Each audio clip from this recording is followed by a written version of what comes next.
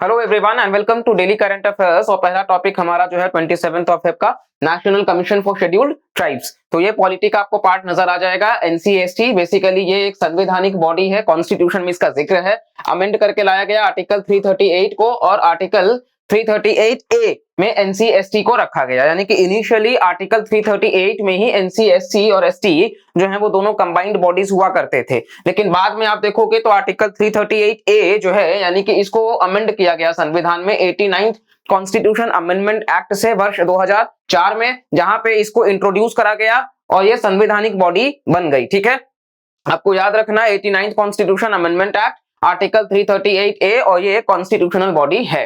इसके अलावा आप देखोगे तो जो national commission for scheduled caste और शेड्यूल्ड ट्राइब्स जो है उसको मतलब अलग अलग किया गया 2004 में, हमने देख लिया। और इसके पहले ये दोनों एक बॉडीज थे, ये भी हमने जिक्र कर लिया। अभी कंपोजिशन की बात कर ले तो एक चेयरपर्सन होता है जो कि यूनियन कैबिनेट मिनिस्टर के रैंक का होता है, साथ साथ में एक वाइस चेयरपर्सन भी होता है।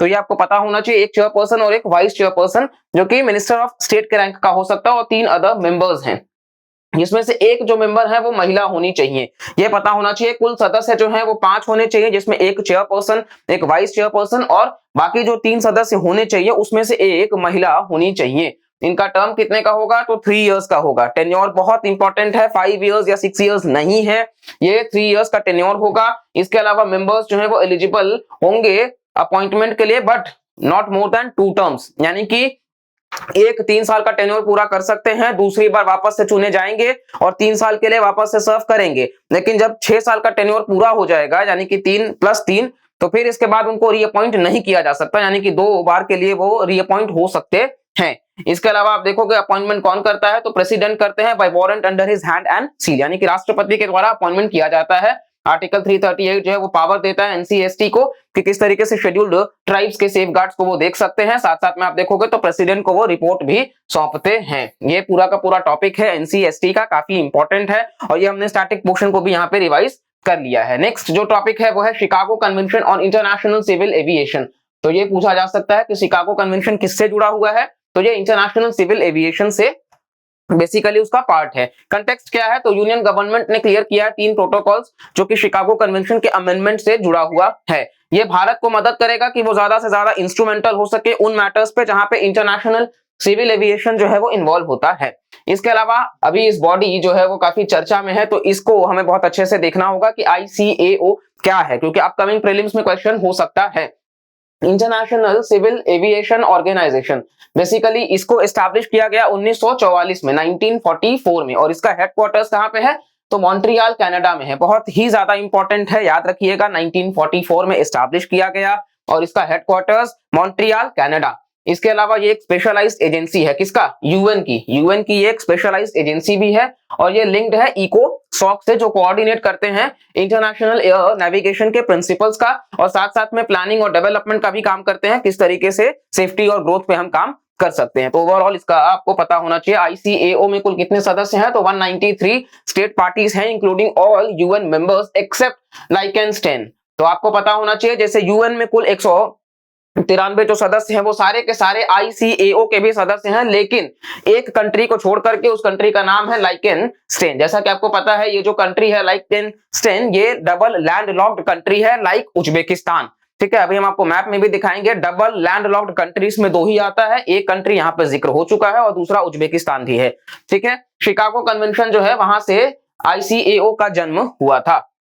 उसके अलावा भारत जो है वो फाउंडिंग मेंबर भी है। तो ऐसा भी क्वेश्चन आता है कि इंडिया मेंबर है ICAO का, तो आपको पता होना चाहिए बिल्कुल है। और ये एक ग्लोबल रेगुलेटर नहीं है, यानी कि कहीं ना कहीं इसके जो स्टैंडर्ड है वो कभी भी सुपरसीड नहीं करेंगे किसी नेशनल रेगुलेटरी रिक्वायरमेंट्स के। जैसे कि हमारे यहाँ अगर DGCA जो है अगर वो कुछ रूल्स बनाता है सिविल एविएशन को लेकर के, तो वो ICAO के रूल्स को सुपरसीड, मतलब ICAO का जो रूल्स होगा वो DGCA के रूल्स को सुपरसीड नहीं कर सकता है, ये आपको पता होना चाहिए। साथ साथ में आप देखोगे तो कहीं ना कहीं मतलब ये डबल लैंड लॉक्ड कंट्री की जो हम बात कर रहे थे, लाइechtenstein ऑस्ट्रिया, इस तरफ आपको मिल जाएगा। राइन नदी जो है वो यहाँ से फ्लो होती है और इसके इस तरफ आप देखोगे तो वेस्ट में स्विट्जरलैंड है, ईस्ट में आपको ऑस्ट्रिया नजर आ जाएगा। ठीक है, तो ये डबल लैंड लॉक्ड कंट्री है, इसका कैपिटल जो है वो वादूज है। ठीक है, और समीना रिवर वगैरह भी फ्लो होती है, लेकिन राइन रिवर काफी इंपॉर्टेंट है तो आपको पता होना चाहिए। फिर हम नेक्स्ट आते हैं कि IREDA जो है वो फाइनेंस करेगा रिन्यूएबल एनर्जी का प्रोजेक्ट्स जो कि फॉरेन करेंसी में होगा। ठीक है, ये क्या है, तो ये IREDA जो है वो प्लान कर रहे हैं कि एस्टैब्लिश करने के लिए एक ऑफिस गुजरात के गिफ्ट सिटी में, ताकि वो फाइनेंस कर सके रिन्यूएबल एनर्जी के प्रोजेक्ट्स को फॉरेन करेंसी में। अब ऑफिस जो है गिफ्ट सिटी का गांधीनगर में है, यानी कि राजधानी गुजरात की, और वहां से क्लासिफाई किया जाएगा ओवरसीज ऑफिस वगैरह कि IREDA जो है वो अवॉइड पहले करते थे फॉरेन एक्सचेंज वगैरह, लेकिन अभी उन चीजों को लेकर के कहीं ना कहीं मतलब प्लान किया जा रहा है। गिफ्ट सिटी क्या है, तो ये multi service special economic zone है। स्पेशल इकोनॉमिक जोन का मतलब कि 24/7 वहां पे चीजें चालू रहेंगी। ठीक है, ट्रांसपोर्ट से लेकर के इलेक्ट्रिसिटी, सारी जो सर्विसेज हैं वो 24/7 इस शहर में चालू रहेगा। और इसके अलावा ये भारत का पहला इंटरनेशनल फाइनेंशियल सर्विस सेंटर भी है। तो आपको ये पता होना चाहिए वन लाइनर एग्जाम्स के लिए कि इंडिया का फर्स्ट इंटरनेशनल फाइनेंशियल सर्विसेज जो है वो किधर है, तो गिफ्ट सिटी गांधीनगर गुजरात। और इसके अलावा आप देखोगे तो एक्सक्लूसिव डोमेस्टिक टैरिफ एरिया भी ये आता है, यानी कि डोमेस्टिक टैरिफ एरिया एक्सक्लूसिवली ये है। फिर आप देखोगे तो जो इसका है ये यूनिफाइड रेगुलेटर है डेवलपमेंट का और रेगुलेशन का, फाइनेंशियल प्रोडक्ट्स का और फाइनेंशियल सर्विसेज का। ठीक है, इसके अलावा कहीं ना कहीं मतलब मोटा मोटा अगर हम देखें IREDA एज अ बॉडी, जैसे हमने ICAO का देखा था, तो बॉडी हम यहाँ पे कवर करते चलेंगे, क्योंकि करंट अफेयर्स का पार्ट तो ठीक है, लेकिन ओवरऑल जो क्वेश्चन बनता है वो कोई अगर बॉडी चर्चा में है तो उस बॉडी से ही पूछा जाता है। तो IREDA जो है वो मिनी रत्ना कंपनी है। ठीक है, आपको ये पता होना चाहिए कि ये मिनी रत्ना कंपनी है, महारत्ना नहीं, मिनी रत्ना। और मिनिस्ट्री कौन सी है, तो न्यू एंड रिन्यूएबल एनर्जी है। तो आपको पता होना चाहिए IREDA जो है वो कौन सी मंत्रालय के लिए जिम्मेवार है, तो न्यू एंड रिन्यूएबल एनर्जी के लिए, और ये एक मिनी रत्ना कंपनी है। साथ साथ में आप देखोगे तो इसको सेटअप किया गया है specialized non banking finance agency, यानी कि ये बैंकिंग का काम तो नहीं करेगा, नॉन बैंकिंग फाइनेंस एजेंसी होगा जो कि रिन्यूएबल एनर्जी सेक्टर में काम करने के योग्य होगा।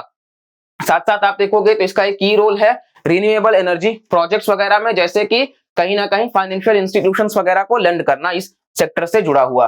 चौथा जो टॉपिक है हमारा वो है मुलेठी। अभी आप लोगों को हम चित्र में भी दिखाएंगे किस तरीके से मुलेठी जो है उसका रोल होता है। खैर, पहली बार हिमाचल प्रदेश जो है वो कमर्शियल कल्टीवेशन जो है वो चालू करने की बात कर रहे हैं, किसका, लिकारिस का, जिसको हम मुलेठी भी कहते हैं। और ये प्लांटिंग मटेरियल जो है उसको फार्मर्स को देंगे, डिस्ट्रीब्यूट करेंगे। और ये काम कौन कर रहा है, CSIR और institute of Himalayan bio research technology. तो ये CSIR और IHBT जो है इंस्टीट्यूट, ये दोनों मिलकर के जो किसान होंगे हिमाचल प्रदेश के, उनको मुलेठी का जो सैपलिंग्स होगा वो ज्यादा से ज्यादा फ्री ऑफ कॉस्ट में डिस्ट्रीब्यूट करेंगे, ताकि कमर्शियल कल्टीवेशन किया जा सके। तो हिमाचल प्रदेश पहला वो राज्य बनने वाला है, यानी कि वन लाइनर एग्जाम्स वालों के लिए ये क्वेश्चन हो सकता है।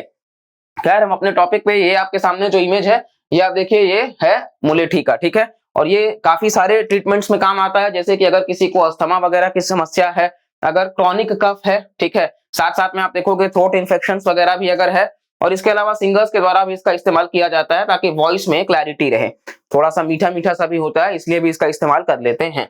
नेक्स्ट आप देखोगे CSIR as a body. Again हम जैसा कि आपको बताया कि सारा बॉडी आपका जो है वो कवर करा जाएगा।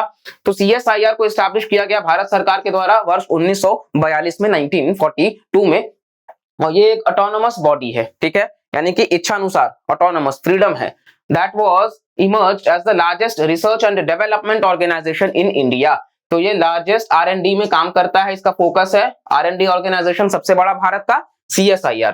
और CSIR जो है वो दुनिया का largest publicly funded R&D organisations में से एक है, ये भी आपको पता होना चाहिए। इसके अलावा आप देखोगे तो ये कौन सी मिनिस्ट्री के लिए अकाउंटेबल है, तो साइंस एंड टेक्नोलॉजी का। इसके अलावा जो प्रेसिडेंट होते हैं इसके, वो खुद प्रधानमंत्री होते हैं। तो ये बॉडी इसलिए काफी इंपॉर्टेंट है कि CSIR के प्रेसिडेंट कौन है, तो खुद देश के प्रधानमंत्री जो इस वक्त श्री नरेंद्र मोदी जो हैं वो इसके प्रेसिडेंट हैं। इसके अलावा इसके फाउंडर में आप देखोगे तो आरकॉट रामास्वामी मुदलियार और शांति स्वरूप भटनागर जो हैं, ये दोनों नाम इसके फाउंडर्स में आते हैं। ठीक है, चलिए इसके अलावा नेक्स्ट टॉपिक हमारा Hari Balakrishnan wins 2023 Marconi prize. Again one liner exams के लिए डायरेक्ट पूछा जा सकता है कि 2023 का मार्कोनी प्राइज के विजेता कौन है, तो हरि बालकृष्णन है। और बेसिकली ये कंप्यूटर साइंस के फील्ड में बहुत बड़ा अवार्ड, सर्वोच्च अवार्ड माना जाता है, जो कि इस भारतीय को दिया गया, US बेस्ड ये अवार्ड होता है। नेक्स्ट और लास्ट टॉपिक हमारा ministry of ports, shipping and highways के द्वारा कि दुनिया का सबसे बड़ा रिवर क्रूज जो है MV गंगा विलास उसको उसकी जर्नी जो है वो 28 फेब से चालू होने वाली है, यानी कि आज से आप देखोगे कहीं ना कहीं मतलब 27-28 इन्हीं सबसे चालू होने का, डिब्रूगढ़ से ये चालू होने वाला है, यानी कि असम का जो डिब्रूगढ़ है उधर से ये चालू होगा। तो वाराणसी से जो चालू किया गया था वो चीजें फिर डिब्रूगढ़ में, और फिर ये फर्दर इंडिया बांग्लादेश के रिलेशंस को भी सुधार करने की कोशिश, और डिब्रूगढ़ को सेकंड बिजनेस हब बनाए जाने की बात जा रही है गुवाहाटी के बाद में, यानी कि नॉर्थ ईस्ट पे स्पेशल फोकस है। जैसा कि आपको पता होगा, अगर आप अरुणाचल प्रदेश वाला हमारा वीडियो देखे होंगे तो हमने बताया है किस तरीके से इंडिया का नेग्लिजेंस रहा है नॉर्थ ईस्ट को लेकर के, लेकिन यहाँ पे सरकार जो है वो निरंतर कोशिश कर रही है कि नॉर्थ ईस्ट का डेवलपमेंट हम कर सके, और उसमें एक यहाँ पे ठोस कदम उठाते हुए कि गुवाहाटी के बाद में डिब्रूगढ़ जो है वो दूसरा बिजनेस को प्रमोट करने वाला शहर जो है वो नॉर्थ ईस्ट का हो जाएगा। तो वर्ल्ड्स लॉन्गेस्ट रिवर क्रूज, आपको ये टॉपिक भी काफी अच्छे से क्लियर हो गया होगा, और उम्मीद करते हैं कि डेली करंट अफेयर्स जो है हमारा ये इनिशिएटिव भी आपको काफी हेल्पफुल लग रहा होगा आपके एग्जाम के लिए। साथ साथ में आप इस वीडियोस को लाइक करिए, कमेंट करते के भी जरूर बताते रहिए, और चैनल को सब्सक्राइब करके रखिए, और ज्यादा से ज्यादा लोगों तक भी शेयर करते रहिए, क्योंकि हम ऐसे ही कुछ ग्रेट कंटेंट्स आप तक और यूनिक स्टाइल में लेकर के आने की सोच रहे हैं। जैसे कि आपके लिए हम एमसीक्यू वगैरह भी सॉल्व करवाने का सोच रहे हैं, साथ साथ में कहीं ना कहीं कुछ और इंपॉर्टेंट टॉपिक्स, एनवायरनमेंट, इकोलॉजी, और कहीं ना कहीं पॉइंट ऑफ इकोनॉमी वगैरह जो है वो हम डिस्कस करते नजर आएंगे। तो इन सब चीजों का लाभ उठाने के लिए बस चैनल से जुड़े रहिए। मिलते हैं फिर अगले वीडियो में। Bye bye, take care and thank you.